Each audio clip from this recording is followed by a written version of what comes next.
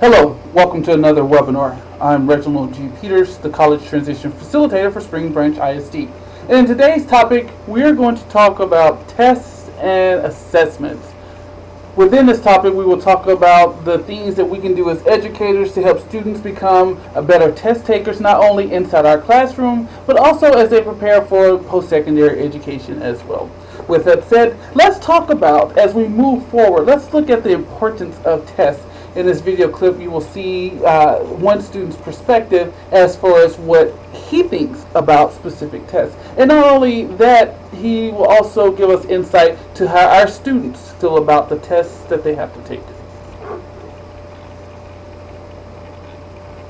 Revolution and Represent 107.3 FM. My name is Tarek. Now listeners, you may remember not too long ago we had a spoken word artist by the name of Sully Breaks. Came down, dropped a live session, and a lot of you were excited about that. I was excited this morning when I opened up a package, had no idea what it was.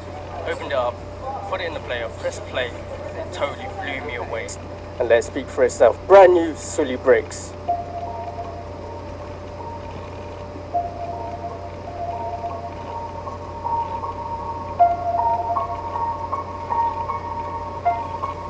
Now, there is a kid finishing parents' evening in a heated discussion with his mother, saying, "Why does he have to study ever use in his life?"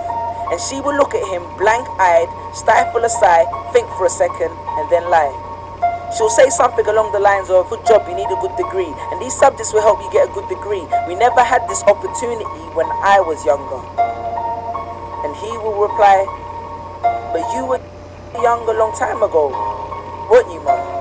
And she won't respond, although what he implies makes perfect sense. No, she would lie simply because she does not know any better herself. Although her whole adult life she has never used or applied Pythagoras' theorem, pathetic fallacy, and still does not know the value of x. She will rely on society to tell her that her child, who has one of the sharpest minds in the school, is hyperactive, unfocused, easily distracted, and wayward. Students, how many equations, subjects, and dates did you memorize just before an exam, never to use again? How many A grades did you get, which were never asked for when you applied for a job? How many times have you remembered something 5 minutes just after the teacher said stop writing, only to receive your results 1 month later to realize that you were only 1 mark short of the top grade?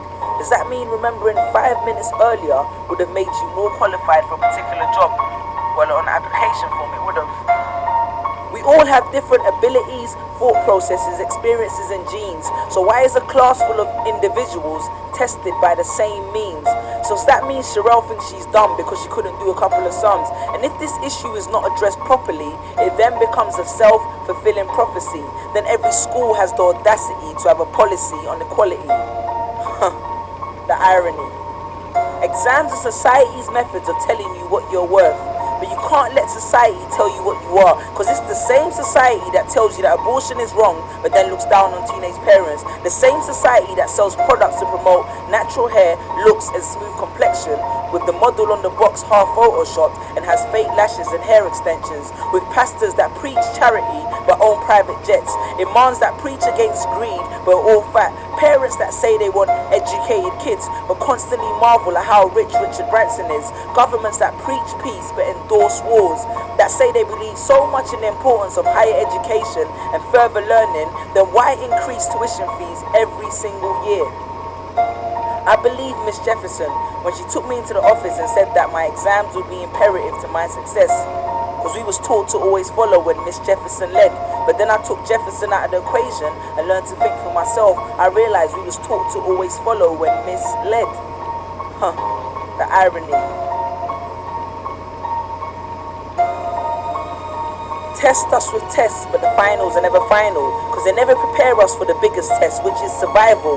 And what I suggest is fairly outlandish, so I do not expect everyone to understand this, except for the kids who knows what it feels like to be worth no more than that D or that A that you get on results day, and the ones whose best stories were never good enough for the English teacher, because apparently you missed out key literal techniques, did not follow the class plan, and the language was too informal for him to understand. But then he'd reference Hamlet and Macbeth, and you'd fight fight the urge to express your contempt by partially clenching your fist with only your medius finger left protruding in the middle of your hand, and then asks if he was aware that Shakespeare was known as the innovator of slang, or the kid at the back of the class who thinks, why am I studying something that doesn't fuel my drive? But then when confronted with a maths problem, his eyes come alive. So this one is for my generation, the ones who found what they were looking for on Google, the ones who followed their dreams on Twitter, pictured their future on Instagram, accepted destiny on Facebook. This one's for my failures and my dropouts, for my unemployed graduates, my shop assistants, cleaners and cashiers with bigger dreams, my self-employed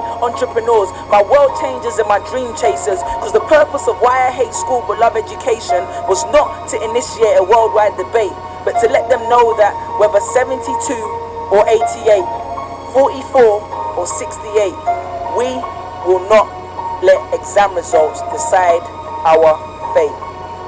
Peace. Just these pictures on my phone. I think that video, as we looked at it, is, I think it's telling, especially as we move forward with the state's plan to reduce the number of tests that students have to take. I think it is foretelling as students, not all students are good test takers. And just because you make a certain something or achieve a certain grade on a test, though it does, as we put it, as we in education define whether you make it to the next grade or whether you pass a class, as you can see from the student's perspective, he is still not defined specifically by his test. So today, we're going to help students gain strategy for raising the scores on tests. We're going to help them separate their self-image from test scores. I think we're going to celebrate the mistakes, learn the high cost of cheating, choose learning strategies that promote student success in and out the classroom, and most importantly, harness the power of cooperative learning by studying with other people. By the end of today's webinar, you as a teacher will be armed with tools to help make the student successful both inside and outside the classroom. Did you know that a study administered by Duke University said 70% of college students admitted to some form of cheating and 40% reported to have stolen work from the internet? Think about that. 70% of the students who are out there in classrooms in some form, shape, or fashion have cheated. And the same 40%, not the same, but 40% have taken work from the internet that is not theirs. Think about your classroom. Think about, especially you English teachers out there, think about the number of papers that you have read where students have plagiarized work from the internet. Think about the world that we live in, of how accessible that cheating is and how readily available that students can simply copy and paste and call something their own. I remember one time when I was teaching, I had students, they had to write a critique over the play that they had saw. And of course the critique included, analyzing the pros and cons of the production along with describing the production next to the technical theater elements and, just basically forming their opinion and validating it. Each semester, at least one or two students felt the need to go on the internet and plagiarize, copy and paste different critiques from different productions. I even had one student to go even as far as to include the New York theater where it was where the play was originally put on. That's sad, but at the same time, it shows what students are willing to do in order to get by. Let's look at these quotes. Thought-provoking quotes. Learning from mistakes of others, you can never live long enough to make them all yourself, by John Luther. Keep in mind that neither success nor failure is ever final. As we look at those quotes, I want you to ponder this. Why is there an epidemic of cheating in education? Because it seems now more than ever. What are consequences for cheating in your classroom? Do you increase or decrease students' anxiety about testing? Do you form an opinion about your students based off of their test scores? And do you celebrate the mistakes in your classroom? Those are things that you need to think about as we move forward, because hopefully by the end of this webinar you may have formed a different opinion, or you may go into things looking at them from a different angle as we proceed. Let's look at attachments. Most students want to get a good grade. When students start off at the beginning of the year, when they start off at the beginning of class, first test, every test, they have aims of getting a good grade. Okay? Now sometimes that later come along with them failing to study, but that's not where they started. So they have attachments. They feel as though that their success in life depends on getting that A on your physics test. And as the clock ticks away, you work harder on that test, getting more stuck. The voice in your head tells you to get louder. I must get an A, I must get an A, I must get an A. You know, in essence, we say that, but at the same time, with our STAR testing, we do say that. We do tell the students, I must pass this test, or you must pass this test if you're going to graduate. And if you don't pass the test, then you don't deserve to graduate, because, of course, you haven't passed the test. So there's a huge amount of pressure that students have upon them. Well, the first thing that we have to do, because sometimes failure does happen, but the first thing that we need to do is to get students to detach themselves from this, from the ideal that because they didn't pass the test, they are a failure. And there are 3 ways that you can help the students with that. We can help them pay attention to their thoughts and physical sensations, what exactly they're feeling. Acknowledge that. Acknowledge what the test means. Acknowledge that the test is not associated with their character. They need to relax.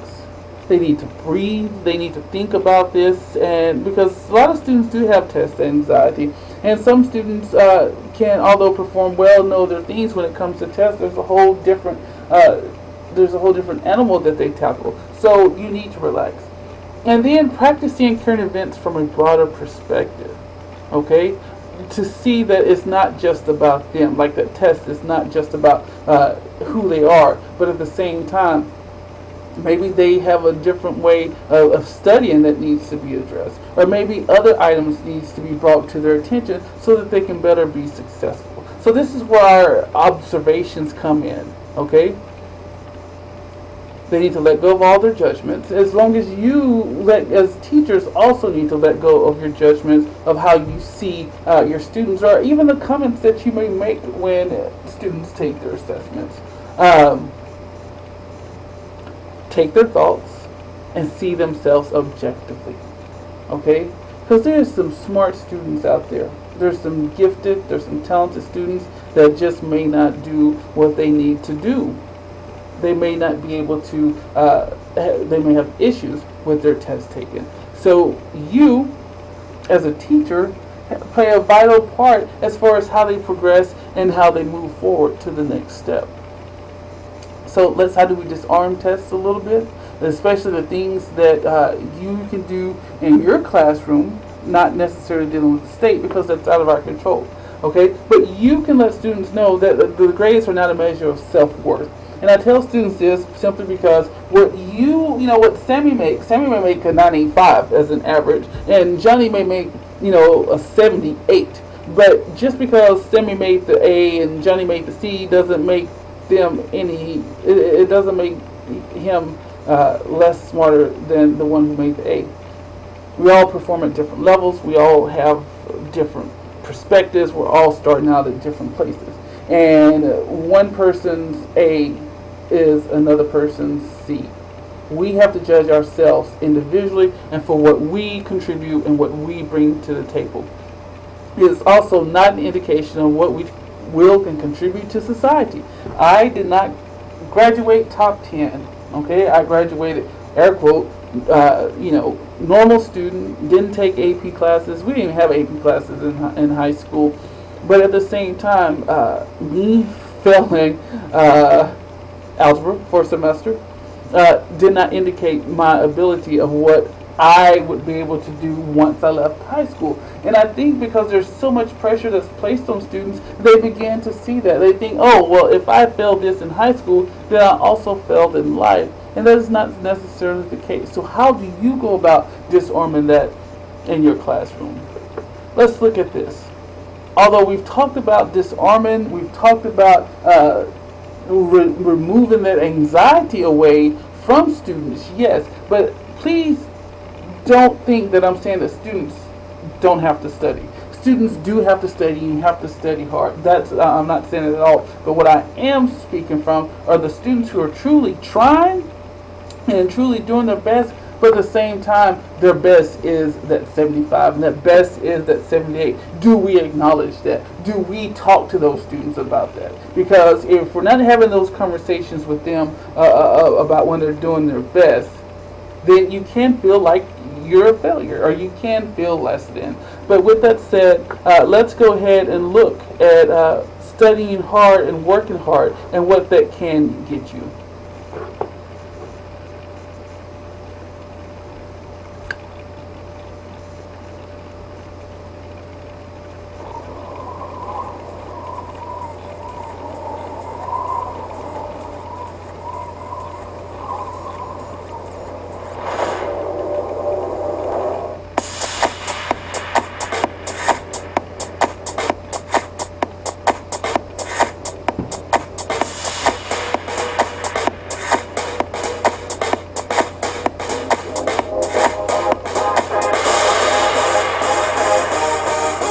Study hard!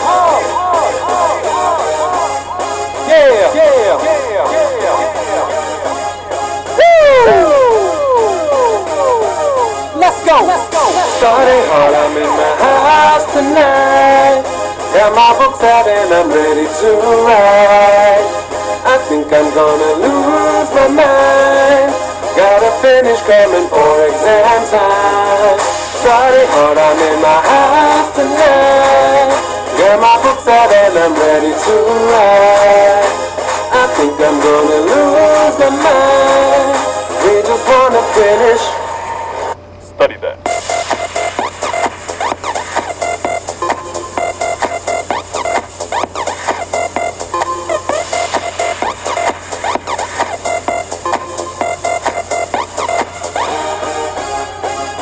In my house, study hard.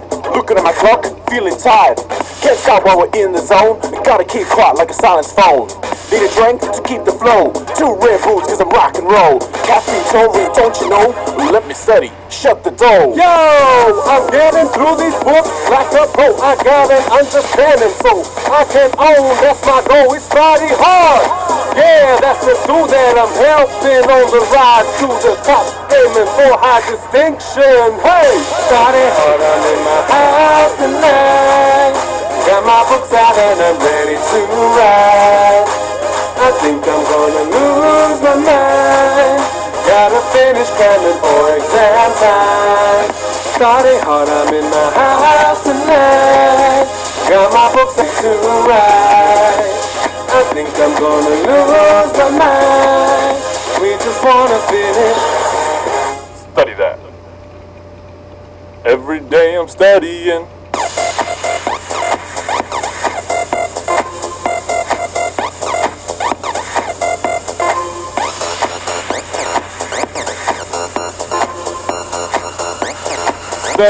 Studying. Wake up fast. Be the first one to get to your exam. Stay calm, don't be sad, now stop. Time to cram. One more test for us. The final one. Freshman is a must. Don't mess around. I can't wait to be. You'll make it now. Free from studying. You're finished now. Get up, hands down. Put your paper on the ground. Get up, hands down. Put your paper on the ground. Put your paper on the ground. Put your paper on the ground. Study hard, I'm in my house tonight. Got my books out and I'm ready to write. I think I'm gonna lose my mind. Gotta finish cramming for examination time. Oh, every day I'm studying.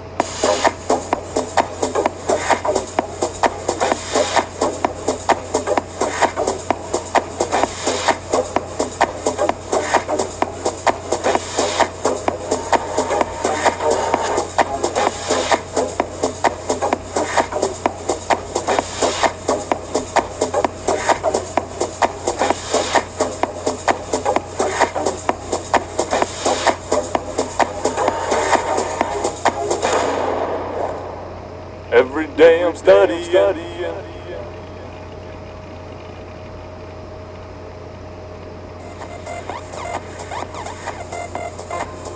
I like that video, and you can feel free to show it to your kids. I think the video shows a lot about studying, but at the same time, it talks about it deals a little bit about procrastination, but just the importance of studying. So when it's time to study for a test, show your students that video. So let's talk about what students can do before the test.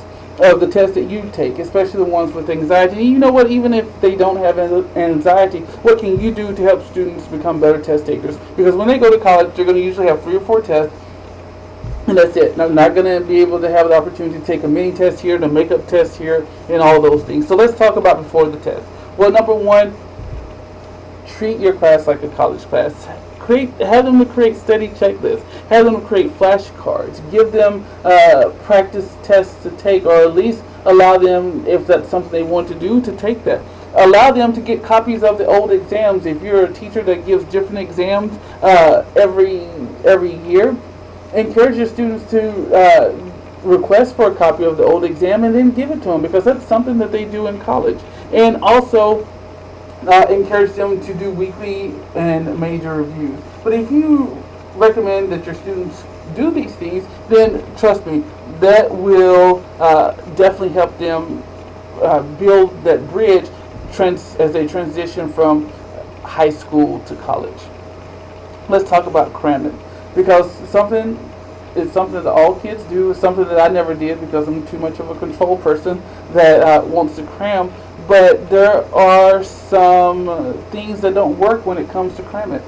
And number one, know that students need to know that cramming is not the same as learning. Just because you stay up 14 hours the night before you take a test, it is not learning anything. You're putting things in the short-term memory and you're moving forward. Not only are you putting them in the short-term memory, you won't remember it. That's the bottom line. And you have to ask yourself, do you want a doctor who crammed for the exam the night before? The answer is probably not, because 15 years later, they won't even remember it as they move down the road. So you have to ask, or at least relate this to your students to let them know, because it's one thing that they may think that they're learning, but in actuality, they don't. Now here's the thing about this.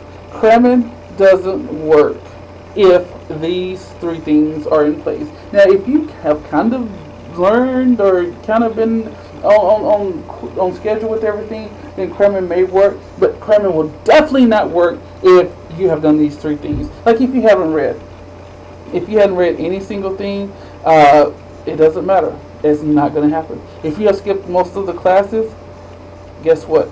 Not going to happen. And if you have not physically been there when you were in class, guess what? Not going to happen. So you have to look at cramming as, yes, it's a way of preparing, but at the same time, certain things have to have had to be in place in order for the cramming to work. And those things would be, of course, doing the assignments, going to classes, and being active while you were in class. So you have to think, are your kids cramming for your class, or are they present in your class? Are they doing the work that they need to do? And then maybe your students are not even cramming at all, and maybe they don't care. But at the same time, could this be something you address right before you take a test? Before your students take a test? Is this something that you could bring to their attention so that they will know, so that they can be better test takers for when they transition to college? Let's look at this video that actually talks about cramming.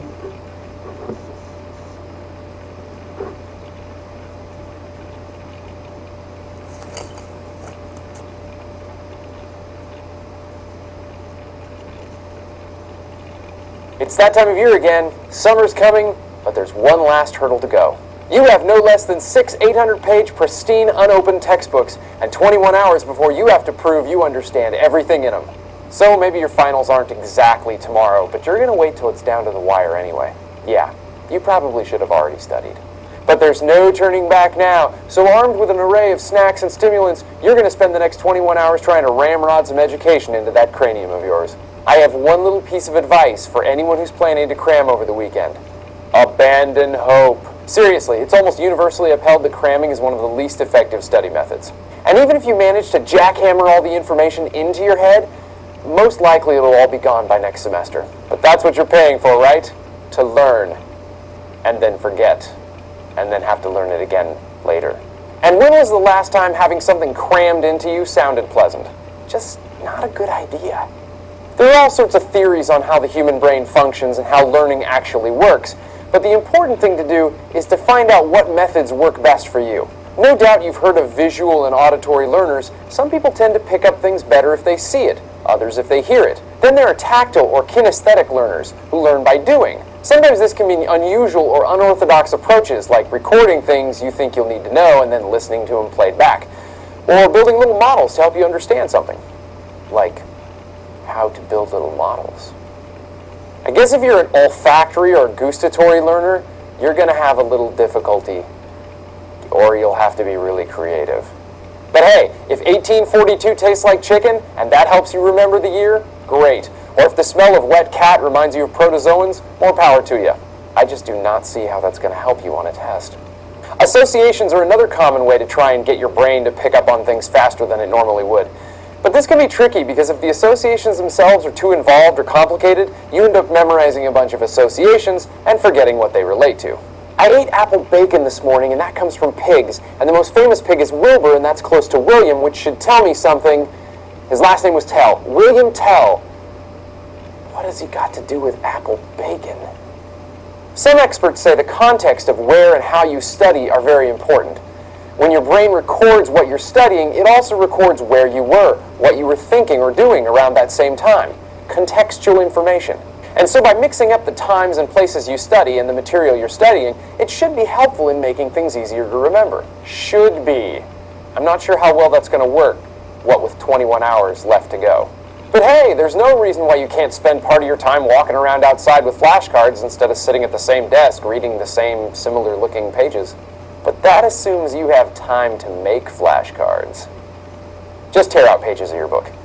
Lucky for you, this condition is temporary. While learning is a lifelong process, cramming is by and large a byproduct of the educational system. In the real world, most jobs and situations don't expect you to know everything without references.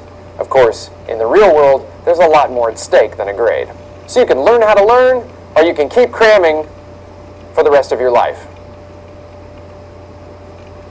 I think he said it best as he ended. He says, you can learn how to learn or cram for the rest of your life. And I think that it's beneficial if students learn how to learn. And I think it's helpful if we help students learn how to learn. Let's look at cooperative learning.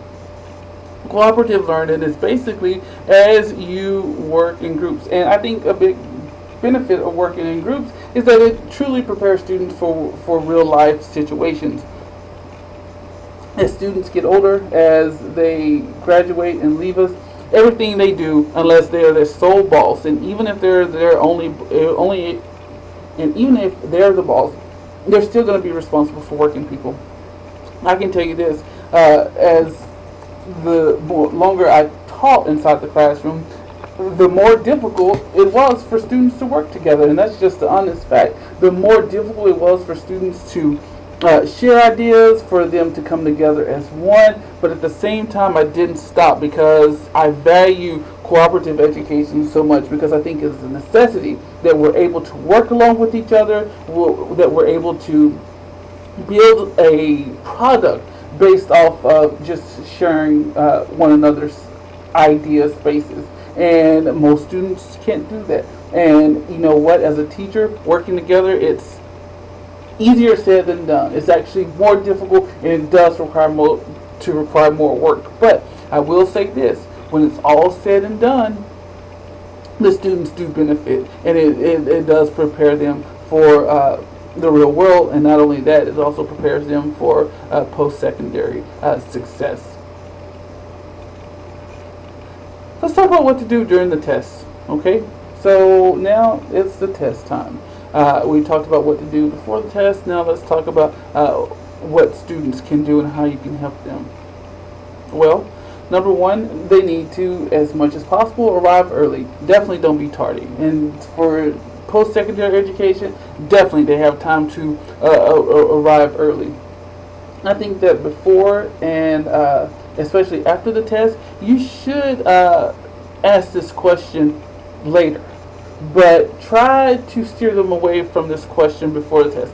Oh, how much did you study for the test? Because that right there creates anxiety even more. And students are all too often ask each other that, hey, how much did you study? Oh, I only studied for an hour. Or, oh, I didn't study at all. But if you hear conversations like that, try to move away from that. Encourage your students to read and pay attention to the directions, because this could save them a lifetime of not necessarily a lifetime, but it will save them time doing things that they shouldn't. Allow themselves some panic time, some time just to sit there and take a breath. Some time to go, okay, this is it, this is the test. Maybe I don't know it exactly as I should, and there's just a little time there for that. Encourage them to answer the easiest, shortest questions first, and then come back and answer the questions that they didn't know last. This will give them more time. It will also make them feel confident, or more confident, because hopefully they answered the questions that they knew, which was more than the questions they didn't know. Okay, so what happens once they've done that? What happens once the test is over? Well, you may think about this.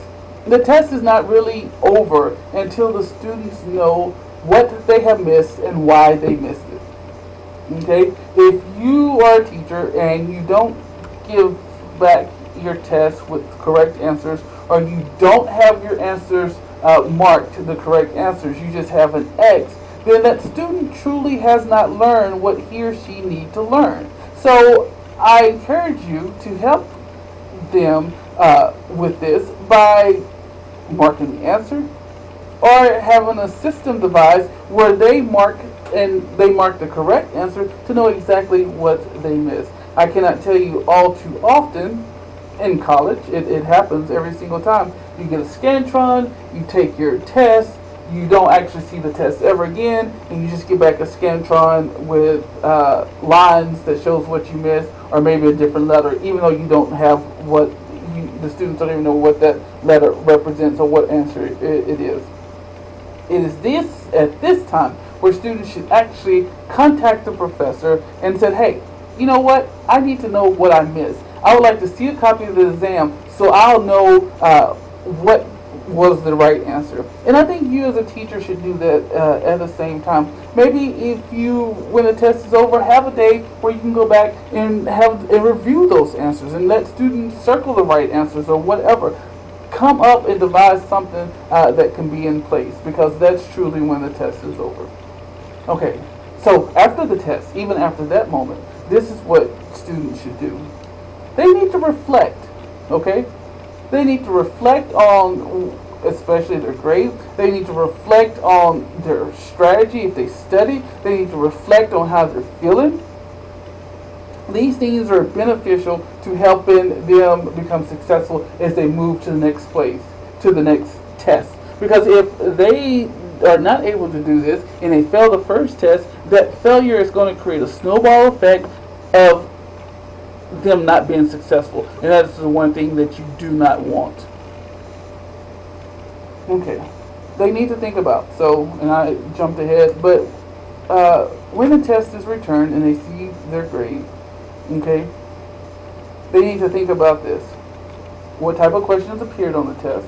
Because all too often, sometimes questions that we think are important or think they're going to be on there are not on there. So the students need to realize that maybe they are not studying what they need. Maybe you as a teacher can help pinpoint what it is that they should be studying without even giving them a review sheet. Because in college, you're not necessarily going to get a review sheet. And of course, every professor is going to be different. But how can you at least help break down the barrier for that? They need to analyze, what type of questions did you miss? Well, some of the questions that you missed, or a majority of the questions, may have been true or false, or a majority may have been essay. So we have to understand where our strengths and weaknesses lie. And then, of course, we have to think about how they prepared for the test and the preparation process. And if it's something they could do again with some minor changes. All those are things that we need to be aware of as we help students go to that next level. So we have a person that is screaming. What does that mean? That's the thing that we've been talking about. We've been talking about testing anxiety, and some of your students will have testing anxiety, and this anxiety is something that's real. It's not something that's fake, and it's not the same as a person who doesn't study, but a person who truly has a fear, or there's a blame, or there's anger that comes from it. And as you can see, here's an example of fear. I never have enough time to study. Testing anxiety. Blame. If only the class was not so boring. Testing anxiety. And the teacher never wanted me to pass this stupid course anyway. And of course that's anger. And of course all those statements are students that are putting things on other people as opposed to themselves. But that testing anxiety is real. So what can you do to help a student who has some testing anxiety? You can ask them these 3 questions. What can you do for the next testing experience to be different? How can they be prepared more effectively? And how can they manage their stress before, during, and after the test? What is it some things that they can do to be more relaxed? What is it some things that they can do to prepare, or how they study? And what can they do for an overall different experience?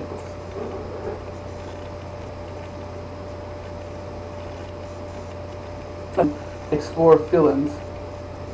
You should complete this exercise with your students to get them to be self-reflective and to get them to think about what's going on. So, let's take this moment. As exam time gets closer, one thing I notice that I do is have students fill in the blank. When it comes to taking tests, I have trouble with whatever it is they have trouble.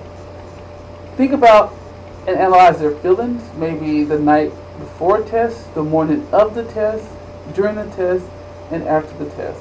And then have them to think about when they learn about their test score. You know, this is something that you could do after students pass back, or after you pass back their test. You can put this on a document, Word document, ask them these few questions, and then just have them turn it back in. And I think maybe that will also give you an insight as to how your students are feeling about your test, how your students are feeling about tests in general. And then maybe it will give you some groundwork to help them become better at taking and passing your test. So how do you relieve test anxiety? Well, this can go for you as well, but supplement lectures with hands-on activities. It's nothing like being practical and being hands-on. And of course, when you actively touch it and you feel it, you have a better chance of being successful as opposed to just hearing about it or listening about it. If you asked me to make a cake, or you told me how to make a cake, and it was all lecture, but at the exam I had to cook a cake, I would never be able to pass that. But if part of, as you were teaching me, I was also experimenting, it would be completely different. Key concepts, okay? You could encourage a student to repeat those while they're exercising, while they're working out. You know, think about those key things and just have a mantra, if you will. You as a teacher could also help them by setting up situations where they can learn by trial and error. I call it the discovery process. There's nothing that is as great as allowing students to discover the things in order to help them learn. Because when you truly discover, you truly take ownership. And then you can do this, or you can have your students do this. Create practice tests and write the answers. We'll do it in the classroom. Okay, so they can do practice tests with one another. It could be a class, it could be something you could do, or whatever the case. But all those things will help relieve some testing anxiety with the students. Now, we need to talk about mistakes, because mistakes are a part of life. If it were not for mistakes, things would not be discovered, and we would not be where we are today. But we need to know that mistakes are valuable feedback. By missing something, we know what it is that we need to improve on. Even as teachers, we get our PDOS and we get evaluations and things. And so as we look back, we know that we have areas to improve on. And that gives us a goal to reach toward. It's the same thing with students. At the same time, it demonstrates that we're taking risks. if you try something and it doesn't work like it should, or even if it's a total failure, it lets you know that you are trying, is that you are moving forward, and that you are trying to try something different. And you know what? It is okay to do that. It takes a lot of energy that can be channeled into corrected errors. It says the value lies in what we learn from them. We admit it and correct it. Okay? Those are mistakes. Go for it. Happen only when committed to making things work. Well, yeah, when you're a perfectionist and you're destined to see something out, and destined, there are going to be bumps in the road, but at the overall theme, commit to quality, and everything will be perfect. Look at this. Take a minute. 3 seconds. Don't be a criminal, she says. It's a little thing called cheating. This is the next part we're going to think about and analyze. Cheating. When you cheat, you're not only just, it goes, and I don't think students realize this, but at the same time, it changes your image. It changes who you are, because you're doing something not only illegal, but you're doing something that doesn't put you in a positive light. Not only that, but you're taking away things that you value. You're taking away a piece of who you are. And, if you cheat once, truly, and you get away with it, it's easier to do it again. And then, of course, this is a little over the top, but yeah, cheating starts with, oh, I'll just look on this person's paper for answer 2 because I didn't know it. Well, who's to say next time it's not going to be answers 2, 4, and 5? And then the next time it's going to be you plagiarize in a whole essay. And then, bam, you get to college, and here you are, Mr. Peters' class, plagiarizing critiques, to which you get F's and you end up failing. Now, the consequences for cheating in college are greater than the consequences that are cheating in high school and secondary education and middle school and junior high. So the thing is, what can we do to align the cheating aspect, the plagiarism aspect? Okay? How can we make sure that those things are aligned? But in closing, as we look and analyze the cost of cheating, cheating is one of those things that is going to do more harm than good. It's one of those things that needs to be addressed. It needs to be talked about. And we need to let students know that it's just not about the grade, but also the real life consequences of what it means to be a cheater in real life. With that said, the last thing that we're going to do is have our annual dimmer check to answer a few questions in regards to cheating and things like that. Describe how detaching differs from giving up. What's the difference between a daily review and a major review? Describe 3 techniques for dealing with testing anxiety. How making mistakes a valuable part of the educational process? And what are some high costs of cheating? As you think about those, hopefully you'll be able to answer students' questions and to, when it comes to cheating, and you will be able to help them become better test takers, whether it's for the STAR or for your next exam. This has been Reginald Peters, District College Transition Facilitator for Spring Branch ISD. If you have comments, please feel free to email me at reginald.peters@springbrancisd.com. Thank you, and we'll see you next webinar.